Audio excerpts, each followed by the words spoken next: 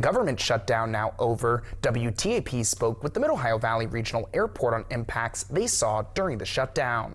According to airport manager Ben Allville, the airport was not one of the 40 airports that dealt with flight reductions during the shutdown.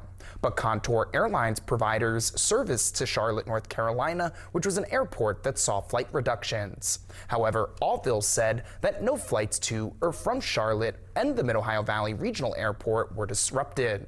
Back in September, WTAP informed you that Air Wisconsin backed out of being the new essential air service provider and that Contour Airlines agreed to stay on until a new provider was found. Allville said that the shutdown delayed the selection of the new provider, which there are currently 3 bids for.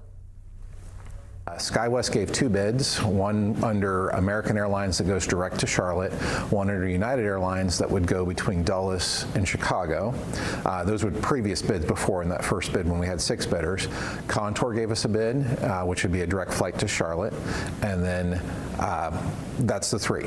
So what we did was we put in a request to the Department of Transportation requesting that all the bids be allowed to compete and that no one be excluded. Because like last time Contour was excluded, we asked that, hey, they can be allowed to compete. Allville added that he hopes the Department of Transportation will select the new provider by December, with service beginning by April. Over $4 billion have been invested into